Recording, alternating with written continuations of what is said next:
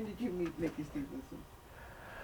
I actually met Mickey Stevenson about probably 1960, when I was a baby.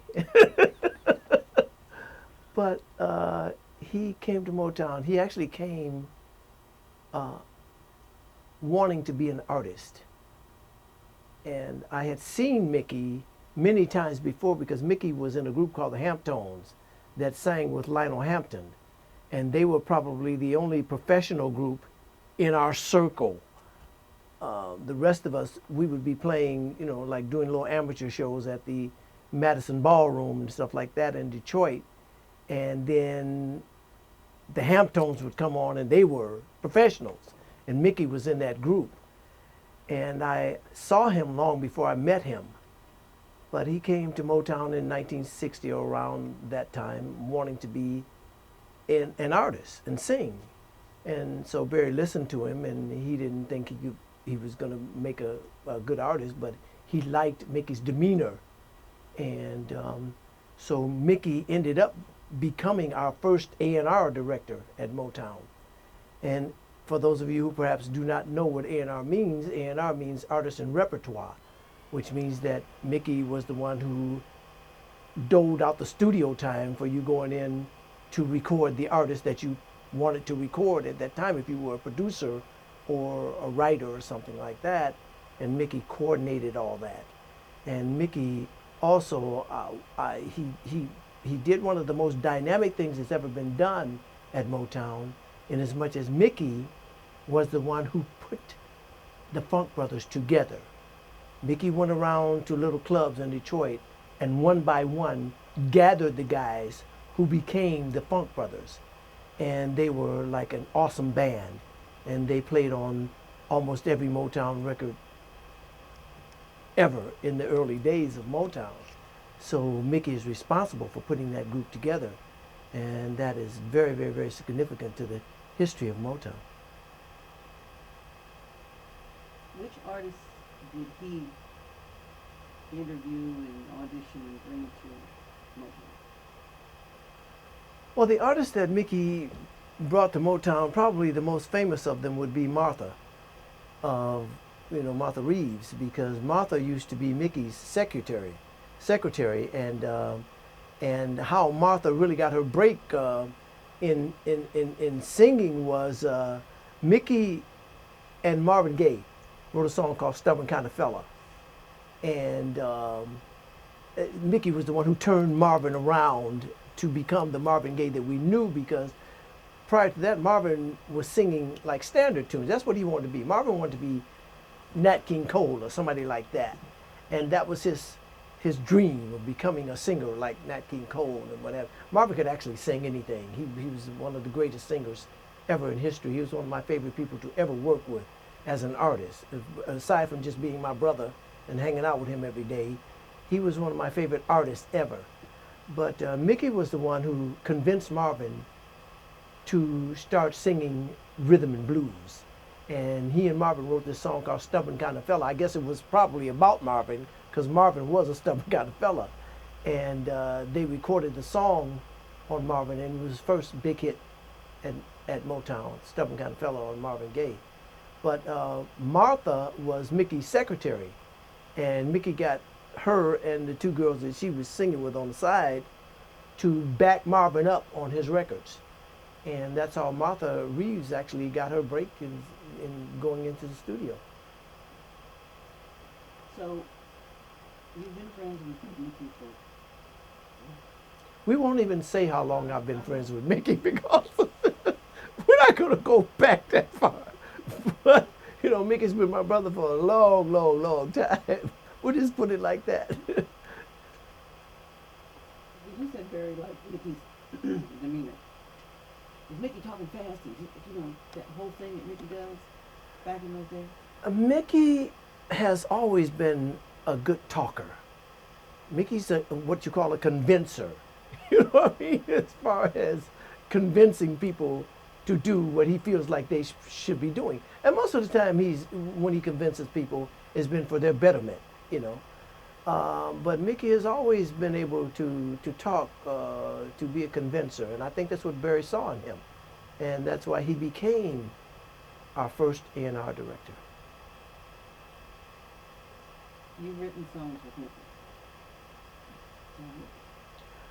Mickey and I have written a couple songs together, and unfortunately, none of them were big hits, but we have written a couple songs together. Mickey's a great songwriter, and I think that people do not even recognize what a great songwriter he is. You know, he's written some wonderful songs, and especially I would say, Mickey is one of those people. Now, Mickey's my brother, you know, and Mickey's one of the closest people to me in life. I could take Mickey and put him in my car and take him like 3 or 4 blocks from his house, and he wouldn't know how to get back to his house, okay? He'd be lost, okay?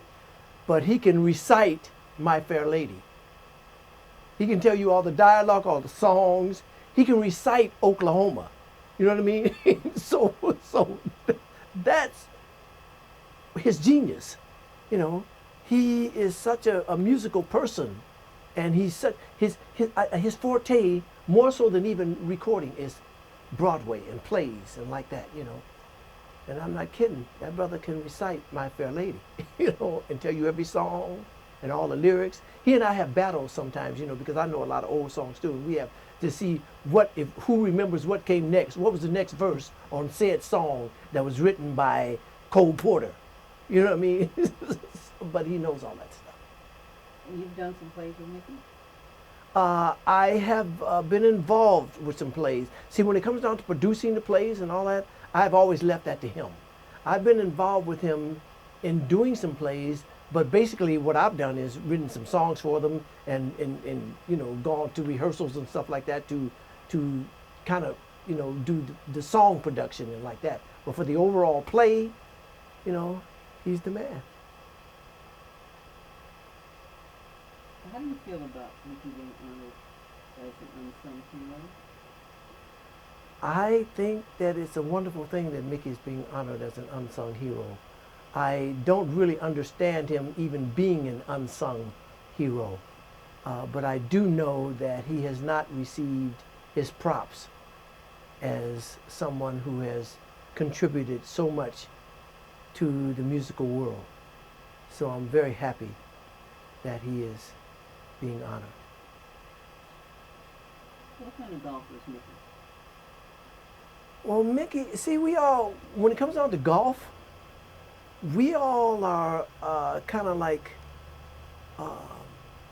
in the same category, but we play with some guys who really are good golfers. See, I have the opportunity, I would say, to play with golfers all over the world, because I travel and I'm in a lot of golf tournaments with different, corporate people, and I play in a lot of pro-ams with the professional golfers, the men and women, and they're all, professionals. So when I play in the amateur tournaments, like around the world, and I'll play in a corporate tournament, something like that, I must say that the guys that we play with on a regular basis are some of the best golfers that I run into.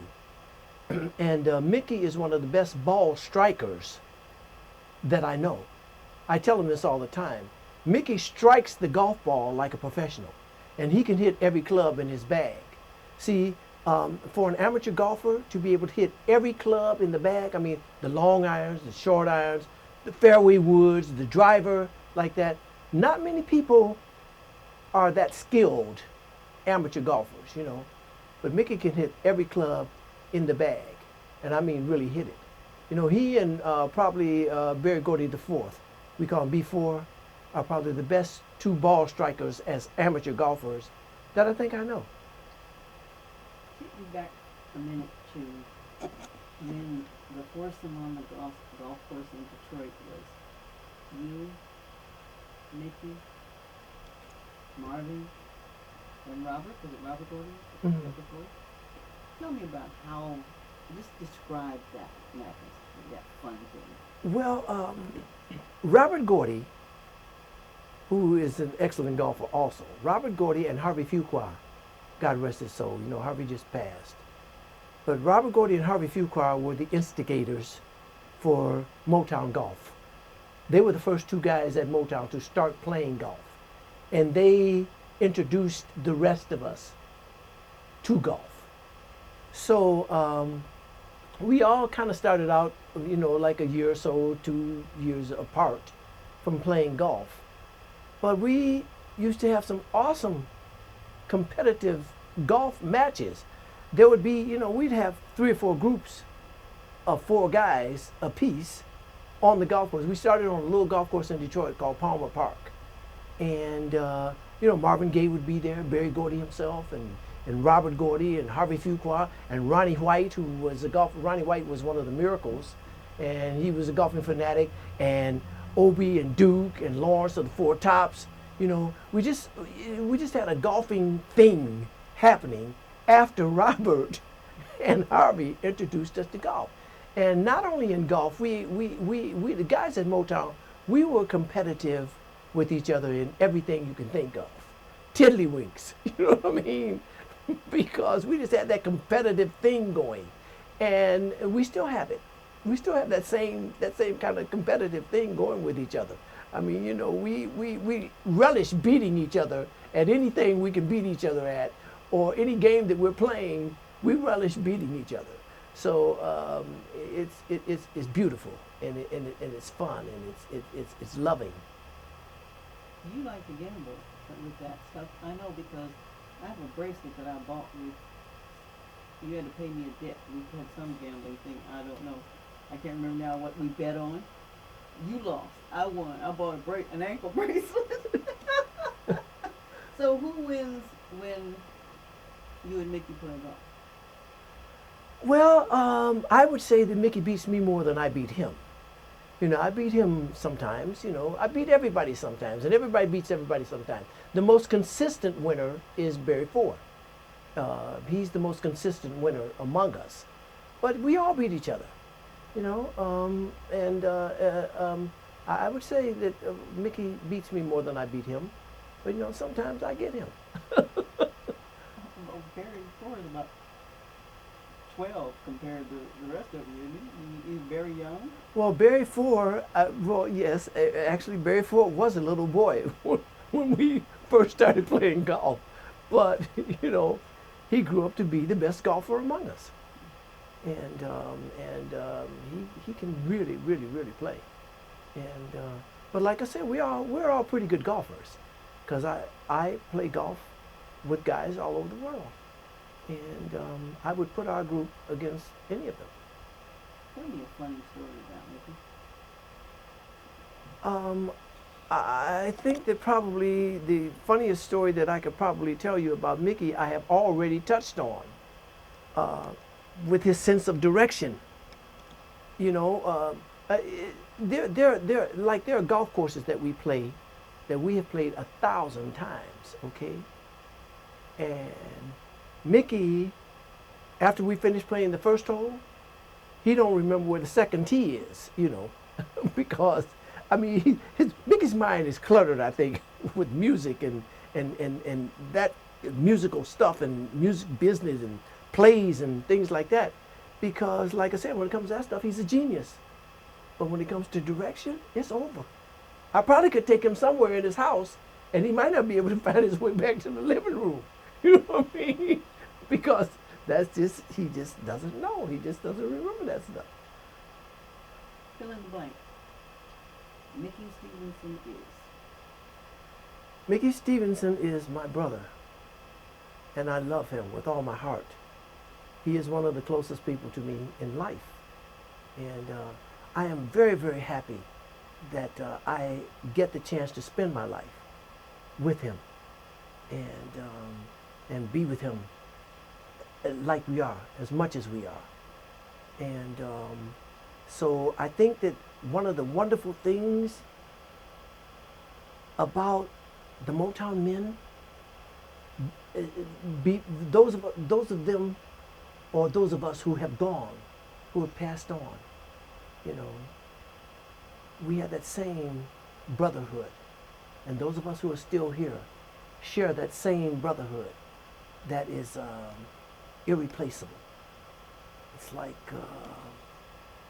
unbelievable to have that kind of friendship and that kind of brotherhood for these many years. Most of us have known each other well over 50 years. You know what I mean? So to still have that, and for that to be prevalent in your life is unbeatable. I love you. But you know what? I just want to get the my teacher thing, okay? You want to put Okay. another tape in, or you Could, want... could you repeat this last part just one more time? Oh, are you kidding? It was great. Just one more, just for the sake of it.